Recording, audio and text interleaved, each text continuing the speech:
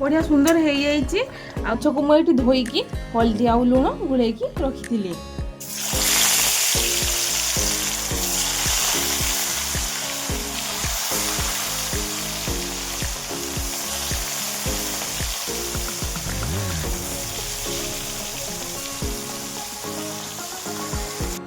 देखंतु माछ आमर दुई साइड आड़ू भल से लाल लाल भजा हो जाइए। एबे आपको आमे काढ़ी दबू।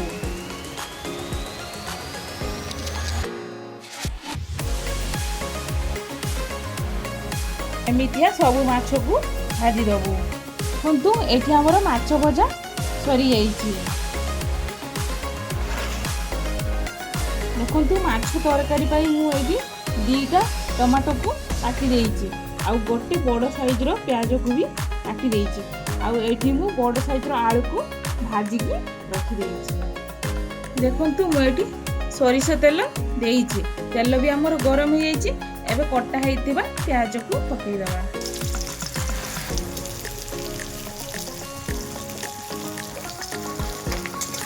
देखंतु प्याज रो कलर हमर चेंज हो जाइछि। एबे कटा हेतिबा टमाटो को पकेइ दबा।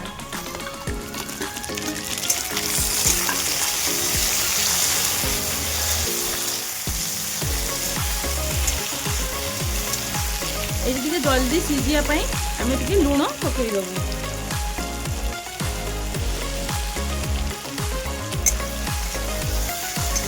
देखु ये मु बटा होता बेसर को पकई दूसरी।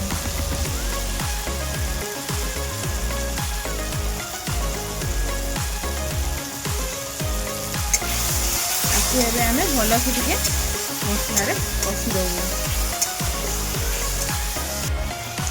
देखो बेसर आमर एबे गुंड मसला पकई दबा।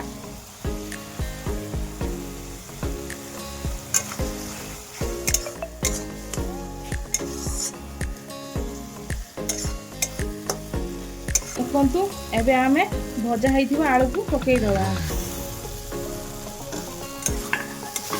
आकु एबे आमे भल से ये कषि दबू।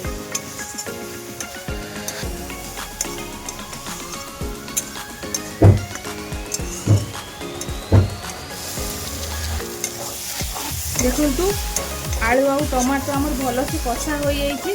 एबे आमे पानी दे दबू। देखु पानी आमर फुटी जाइए। एबे आमे माछ आउ आंबल पकई दबू।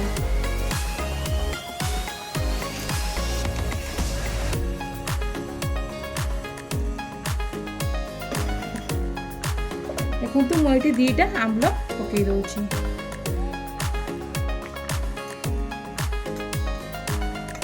आपण मानक आम रेसिपी केमिति लागिला कमेंट रे निहाती जणेबे। जदि आम रेसिपी आपण मानक भल लागुथिबो लाइक शेयर कमेंट निश्चय करिवे। बढ़िया सुंदर हो जाइए। आउ बढ़िया से भी हो जाइए। एबे हमें गैस को बंद कर दबू।